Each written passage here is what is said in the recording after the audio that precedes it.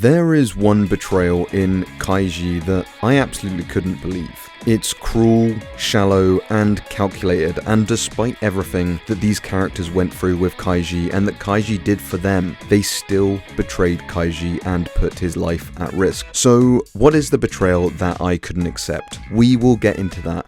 But first, let's explore the themes of betrayal in the show all about a gambling bum who has the smarts but just can't quite apply himself. Kaiji, Ultimate Survivor.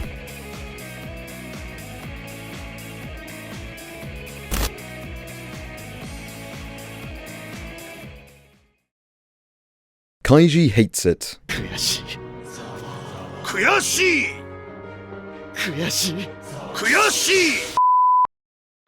Kaiji hates it when himself and others are taken advantage of. Kaiji believes in others because he wants others to believe in him. And yet, time and time again, everyone around him tells him that the other person over there is trash. And yet, Kaiji still tries to believe in them, as he sees himself in that person and gets betrayed by those same people. Kaiji is full of betrayals. It's a fundamental part of Kaiji.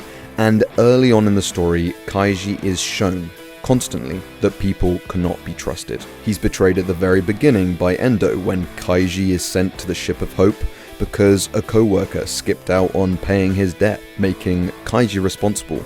And this is later revealed to be Furuhata, who then betrays him again along with his newly found teammate Ando after Kaiji helps them win in restricted rock paper scissors on the ship.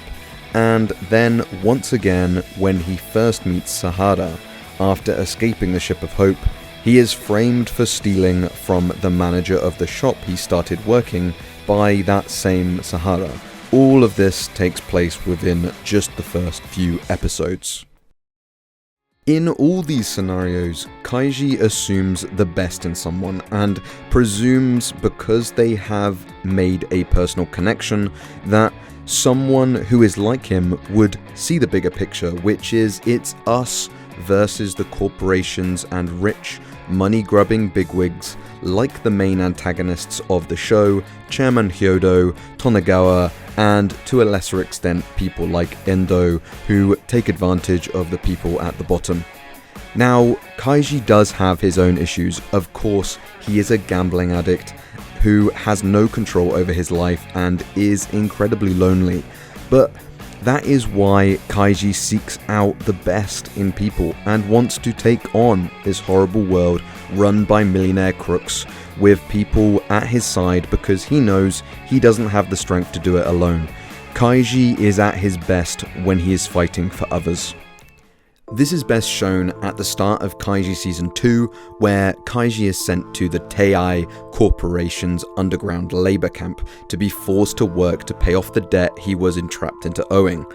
Once Kaiji gets to the underground camp, he quickly finds out that the foreman and showrunner of his section of the underground, Otsuki, runs a small gambling ring. This is another form of control that is used to take the workers' money and keep them running in this hamster wheel of using their earned money on food, drinks, treats, and gambling instead of paying off their debt. Due to the same Otsuki rigging the gambling ring, Kaiji and some others fall even further into debt within the underground camp, leading to the group being treated as a group to look down upon within the underground society of other workers, where they are then named the 45ers after the amount of money their pay has been reduced by because of the debts they owe. This is done to shame them and give the other workers someone to laugh and look down upon. It's all about control. The members of the 45ers are Kaiji, Yokoi, Kitagawa, Hashimoto, Miyoshi, and Maeda. This, however, has an unintended effect, which is that it brings the 45ers that have been isolated together and makes their bond stronger than any other bond in the camp. And because of this, they form trust together and they start relying on each other enough that they end up sharing their wages with Kaiji in order to take down foreman Otsuki, beating him at his own rigged game to get enough money to temporarily pay for Kaiji to escape the underground, so Kaiji can then find a way to earn the cash to pay off all of their debts so they can all walk free once again. They succeed in winning against the foreman, and at that point the 45ers then entrust everything they have saved up to this point and won to Kaiji, because he has shown them he won't abandon them, and they truly believe that he will come back from the surface with the money to free them. And this is where the rest of season 2 takes place. Kaiji beats the bog and rises to the occasion, and at that point he could take the money and run. He did not need to save the 45ers, but he saves them, he sticks to his word, and the 45ers feel indebted to Kaiji for life, for his role in freeing them from slavery and saving their lives. They probably would have died in that hole in the ground without Kaiji saving them. Now, this is where the anime ends, and it's on a very happy note. It is super wholesome. All the 45ers hug Kaiji, and it's just a great moment, and personally I love it that they ended season 2 on this high note, despite the fact that Endo took the rest of the winnings from the bog due to a loophole in his contract with Kaiji. But then after the anime ends, going into the manga, we go into the next arc, and we come across who but our ride and die boys from the 45ers, Miyoshi and Maeda. They are struggling after finding themselves back in financial trouble, but they are still free because of Kaiji, and want to get him in on a scheme to scam their new boss, the president, out of his money that he earned by scamming patrons at his illegal casino in leagues with Tei Corp. It should be a win-win for both Miyoshi and Maeda and Kaiji. The 45ers are back together to win once again. The strategy is simple. Miyoshi will give Kaiji signs in a game of mahjong called 17 Steps. They plan to cheat the president of the illegal casino out of all of his money by rigging the game. They'll do this by having Miyoshi stand behind the president and give different signs to Kaiji based on what the president has in his hand. The reason why this cheat works is because the president is very confident, as he is cheating himself. He will be using Maeda through the game to see Kaiji's hand, but as long as Maeda makes some unfortunate mistakes and gives the president the wrong information at crucial rounds, along with Kaiji knowing what the president actually has because of Miyoshi, they should be able to take up to 10 mil yen home each, which at the time of the manga coming out was around $90,000 US. So Kaiji and the president sit down and begin the mahjong game with the money that Kaiji had left, which was 3 million yen, and the stakes only increase as the Tei Corp's chairman's child, Kazuya, comes in and raises the stakes by offering to loan Kaiji even more money. Fantastic. Kaiji, Miyoshi and Maeda are going to be walking out of here with all of the president's money together. It's the perfect heist. Kaiji has been winning lots, and the president is sweating absolute buckets. Kaiji knows he just has to play it cool, and his team's victory is guaranteed. They win and win and win.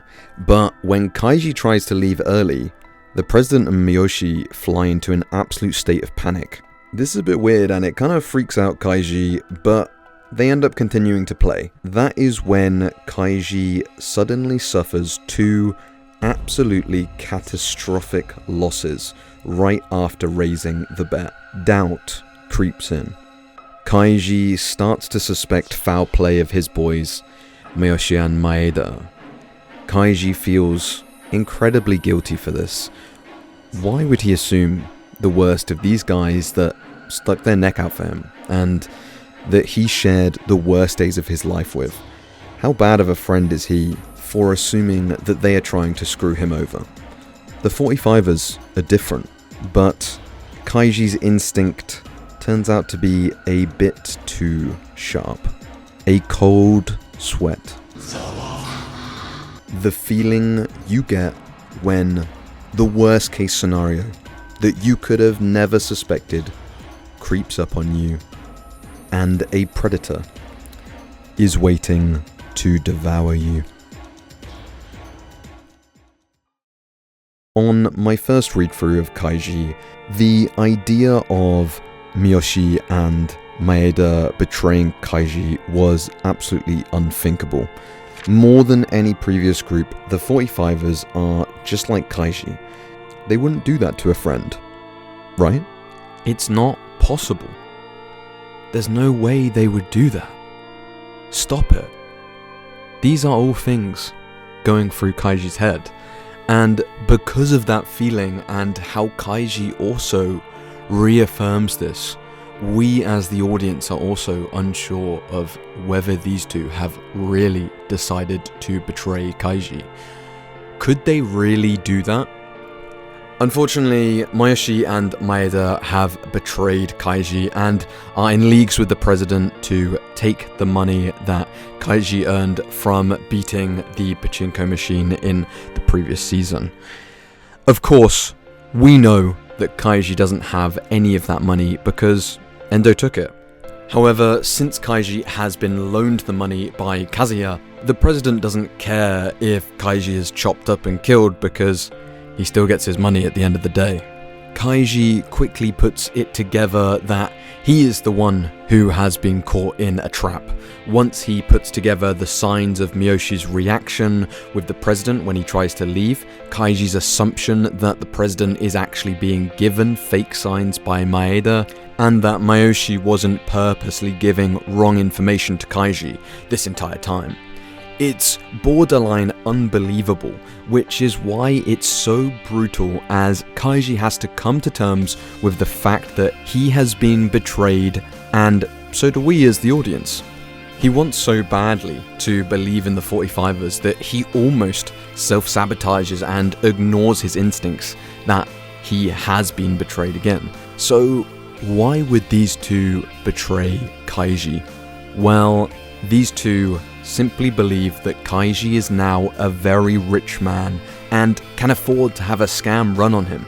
This is due to the president pushing his greedy and immoral mindset onto Kaiji's character. And we do see that these two originally fully believed Kaiji's story, that he really has nothing. But the president insists of 120% certainty that Kaiji is hiding money and lied to them, because that's exactly what the president would do. He is a money-hungry snake, and he cannot see the world in any other way than the way he sees it. And besides, it doesn't make any difference to the president because he just wants to use Miyoshi and Maeda in order to steal Kaiji's money. The two's view that Kaiji had lied to them was cemented when they first brought this idea to him, and he fronts the cost of the game of around $20,000 with the money Sakazaki gave him to get out of his house and stop bumming around. To Kaiji, this was his last chance, but to them it looked way too convenient and trust broke down. Tempted by money and Kaiji's embarrassment over losing the money leading to him not telling them what happened, Kaiji caused a fundamental misunderstanding, and that is when they truly start to believe the president's projection of Kaiji and his greed over their view of Kaiji as a 45er. Miyoshi and Maeda have betrayed Kaiji and become just another cog in the Tei machine, a suit that stands against Kaiji. And the weak have once again been turned against each other by the money-grubbing rich of society. Kaiji at this moment is so mad that he cannot even look at Miyoshi, but they don't know he has figured out their scheme quite yet. He has a weapon of knowledge, and he will fight till the very end, even if his closest allies move to betray him. He marches forward with his plan to turn his disadvantage of being betrayed to an advantage of the enemy being unaware of the fact that he has realized that he is caught in their trap. Kaiji fights into the second round and fights the president head-on and against his previous allies that have turned against him to survive. Ultimately, this betrayal hurts the most in all of Kaiji, because you want the best for Kaiji just this once. Just this once, couldn't his friends rise to the occasion and realize that apart they are weak, but together they can survive and they can succeed. Kaiji tells those that betrayed him to never show their face again, but I can't help but mourn the loss of Kaiji's trust in the few people in this world that should have understood him. Miyoshi and Maeda forced Kaiji to again throw away that hope that anyone else would have his back and be an ally, that they would see that Kaiji really cared about them and wanted to share the burden of struggles together as 45ers. It was a mistake, you said, but the cruel thing was, it felt like the mistake was mine for trusting you.